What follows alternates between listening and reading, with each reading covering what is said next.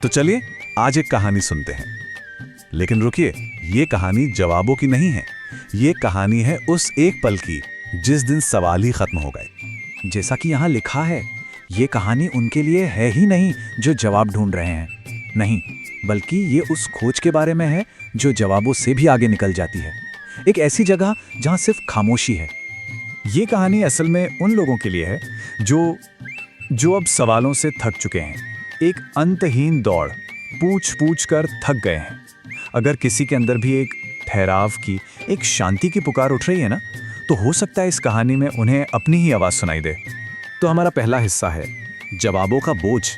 चलिए कहानी में चलते हैं। कहानी का जो किरदार है ना, वो एक ऐसा इंसान है जिसके पास ऐसा लगता था कि हर सवाल का जवाब है। मतलब दुनिया तो यही मानती थी, पर क्या वाकई ऐसा था? कोई भी उनसे किसी भी धर्म के बारे में पूछ ले, वो उसकी पूरी फिलॉसफी समझा देते थे। जिंदगी के किसी भी पहलू पे बात कर लीजिए, उनके पास थियरीज तैयार रहती थीं। लोग तो यही कहते थे, भाई क्या कमाल का ज्ञान है इस आदमी के पास। लेकिन इतना सब कुछ जानने के बाद भी अंदर एक खालीपन था, एक खोखलापन। और यहीं पर कहानी का असली सार छिपा है। देखिए, ज्ञान और अनुभव, जब तक ज्ञान सिर्फ दिमाग में है ना, सिर्फ जानकारी है, तब तक वो बोझ है। लेकिन जब वो अनुभव बन जाता है तो वो हल्कापन ले आता है। जानना एक बात है और होना, उस ज्ञान को जीना, बिल्कुल दूसरी। उस आदमी का सारा ज्ञान, सारा का सारा, बस शब्दों में था, असल जिंदगी में, अनुभव में नहीं उतर पाया था। अब आता है कहानी में एक मोड़।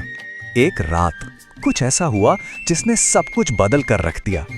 एक अजीब सा सपना जिसने उनके ज्ञान की पूरी इमारत को हिला दिया। तो सपने में वो देखते हैं कि वो एक बहुत बड़े विशाल कमरे में हैं। चारों तरफ हर दीवार पर हजारों किताबें हैं, मतलब ज्ञान का समंदर। लेकिन कमरे के ठीक बीचों बीच एक खाली जगह है, बिल्कुल खाली, एक शून्य। और उसी खाली जगह से एक आवाज आती है, एक सवाल गूंजता है, अगर सब पढ़ लिया तो अब खुद को कब पढ़ोगे? बस ये एक सवाल उनकी नींद उड़ा देता है। ये सवाल नहीं था, ये उनके पूरे जीवन पर एक सीधी चोट थी। और बस यहीं से उनके बदलने का सफर शुरू होता है। तो सपने के बाद उन्होंने एक फैसला लिया, और वो फैसला उनकी हर आदत, हर तरीके के एकदम खिलाफ था। उन्होंने फैसला किया कुछ भी नहीं करने का। तो एक शाम उन्होंने सब कुछ, सचमुच सब कुछ एक तरफ रख दिया। कोई किताब नहीं, कोई फोन नहीं, कोई लक्ष्य नहीं, कुछ नहीं, बस बैठ गए। और ये समझना ज़रूरी है, ये कोई मेडिटेशन टेक्निक नहीं थी, बल्कि ये हर टेक्निक को छोड़ देने की कोशिश थी। जस्ट सिटिंग, सिर्फ बैठना। और अब देखिए होता क्या है। जैसे ही वो चुपचाप बैठे, उनका दिमाग, उनका मन बगावत पर उतर आया। अंदर से आवाज़ें आने लगीं, अरे ये क्या कर रहे हो, टाइम वेस्ट है ये तो, कुछ करो, प्रोडक्टिव बनो, चलो कोई टेक्निक इस्तेमाल कर लो। मन जो हमेशा भागने का, कुछ करने का आदी था, वो इस खालीपन को बर्दाश्त ही नहीं कर पा रहा था। तो ये जो मौन का सामना था, ये कोई आसान सफर नहीं था। इसके कुछ स्टेजेस थे। सबसे पहले तो आई बेचैनी, रेस्टलेसनेस, फिर आई बोरियत, अरे क्या कर रहा हूं मैं, और फिर एक अजीब सा डर। लेकिन कमाल की बात यह है कि वो टिके रहे। और जब वो इन सब से गुजर गए ना, तो आखिर में उन्हें जो मिला वो थी एक अद्भुत स्पष्टता, एक एब्सोल्यूट क्लैरिटी। और उसी क्लैरिटी के पल में उन्हें एक ऐसी समझ मिली जो हजारों किताबें पढ़कर भी नहीं मिली थी। ये बिना शब्दों वाली समझ थी। उन्हें एक बात साफ हो गई कि जिंदगी कोई प्रॉब्लम नहीं है जिसे सॉल्व करना है, ये कोई पहेली नहीं है जिसे सुलझाना है। ये तो बस एक नज़ारा है जिसे देखना है। और किसी चीज़ को साफ साफ देखने के लिए क्या चाहिए? शोर नहीं, बल्कि खामोशी, मौन। अगली सुबह जब वो उठे तो बाहर कुछ नहीं बदला था। दुनिया वैसी की वैसी ही थी। वही सड़कें, वही लोग, वही शोर, सब कुछ सेम। पर उनके अंदर सब कुछ बदल चुका था। उन्हें अब हर चीज़ थोड़ी धीमी, थोड़ी शांत महसूस हो रही थी। और यहीं पर उन्हें एक बहुत गहरी बात समझ में आई।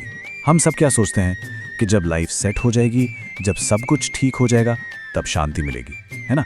पर सच्चाई तो बिल्कुल उल्टी है। असल में जब हम लाइफ को ठीक करने की, उसे कंट्रोल करने की कोशिश छोड़ देते हैं, शांति उसी पल, उसी क्षण आ जाती है। अब आते हैं इस सफर के आखिरी और शायद सबसे गहरे पड़ाव पर, मैं का हल्का होना। वो जो आय है, जो ईगो है, जो हर अनुभव के सेंटर में बैठा रहता है, अब वो बदलने लगा था। देखिए, पहले क्या था, हर चीज में मैं था, मेरी राय, मेरा दुख, मेरा लक्ष्य, एक ठोस भारी मैं। लेकिन अब वो मैं एक कांच की तरह ट्रांसपेरेंट होने लगा था मौजूद था, पर अब उसमें वो भारीपन नहीं था, वो ठोसपन नहीं था। तो आखिर में क्या हुआ? उन्होंने कुछ नया सीखा? नहीं, बल्कि उन्होंने बहुत कुछ जाने दिया, लेट गो कर दिया। ज्ञान का बोझ, मैं का बोझ सब छोड़ दिया और एक बात समझ गए कि जो सबसे बड़ी सच्चाइयां होती है ना, वो शब्दों में नहीं समा सकती। जैसे ही आप उन्हें बोलते हैं वो झूठी हो जाती हैं।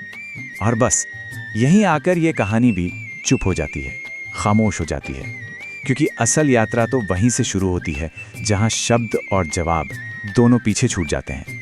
तो अब एक सवाल बचता है, अगर इस पूरी कहानी को सुनने के बाद बस कुछ पल चुप बैठने का मन करे, खामोश रहने की इच्छा हो, तो क्या ये नहीं माना जा सकता कि इस कहानी ने अपना काम कर दिया?